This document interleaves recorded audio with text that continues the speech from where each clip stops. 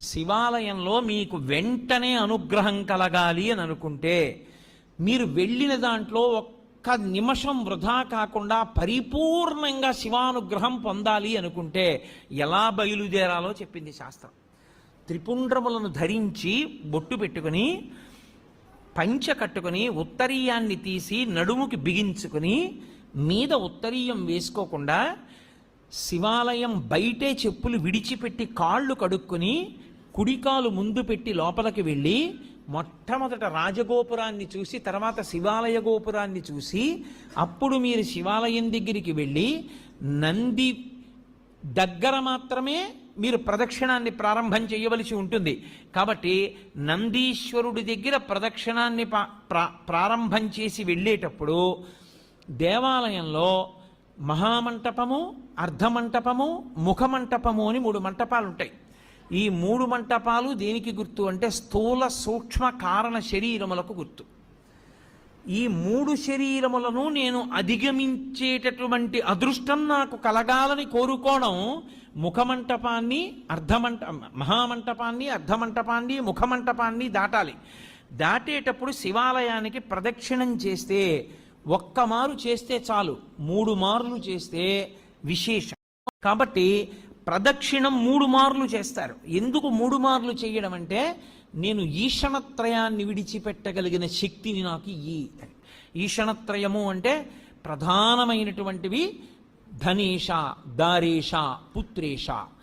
ధనేష డబ్బు మీద వ్యామోహం వదలదు, దారేష భార్య మీద వ్యామోహం వదలదు, పుత్రేష కొడుకు మీద వ్యామోహం వదలదు. ఈశ్వర ఈ వ్యామోహాలన్నీ వెంట పెట్టుకుని ఏం పొందుతాను? పెద్దవాడిని అయిపోయాను, నాకు ఇంకా ఈ వ్యామోహాలు తగ్గించి నువ్వు వాణ్ణి భద్రంగా నువ్వు చూడు అని కోరుకుని తిరిగితే 3 మార్లు దాని చేత వాసనాత్రయాన్ని ఈశ్వరుడు తీసేస్తాడు, ఈషణత్రయాన్ని తీసేస్తాడు.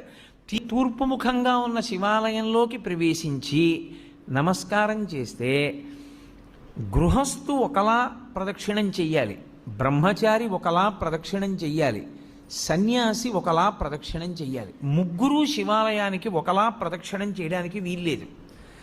గృహస్థు సవ్యాపసవ్యం చెయ్యాలి, బ్రహ్మచారి పూర్ణ ప్రదక్షిణం చెయ్యాలి, సన్యాసి అపసవ్య సవ్యం చెయ్యాలి. సవ్యాపసవ్యము అంటే గృహస్థ అయితే ఎడంచేతి పక్క నుండి తిరగాలి. ఎంతవరకు తిరగాలి?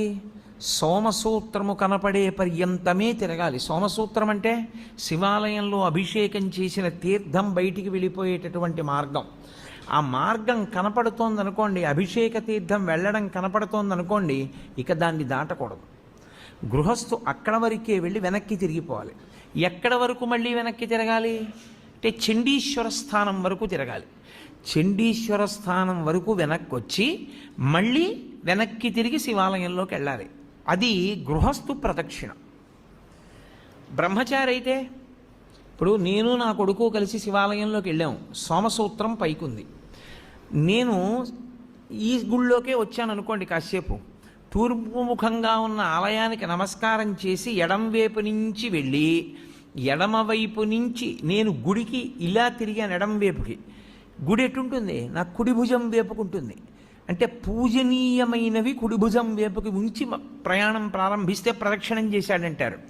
కుడి భుజం వేపుకు ఉంచి తిరుగుతున్నాను, చండీశ్వరుడి సోమసూత్రం వరకు వచ్చాను.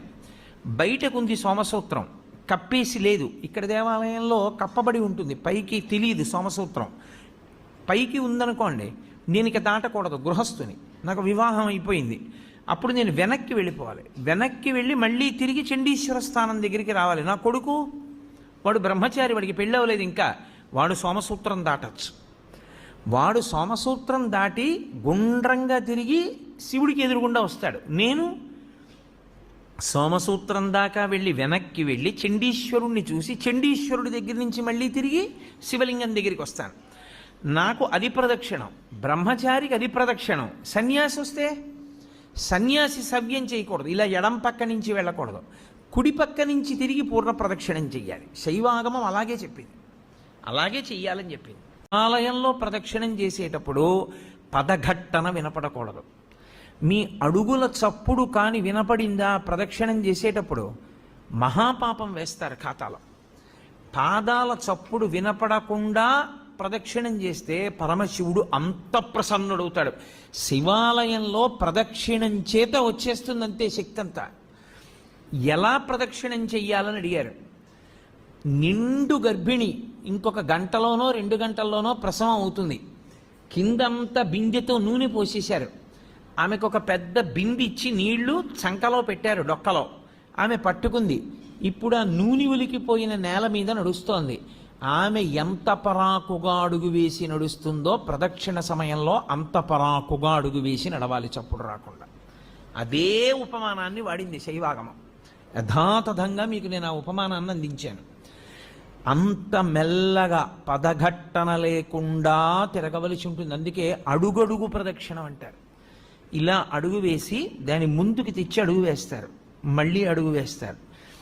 నిశ్శబ్దంగా ప్రదక్షిణం చేయాలి. శివాలయంలో ప్రదక్షిణం చేస్తూ ఏమీ మాట్లాడకూడదు.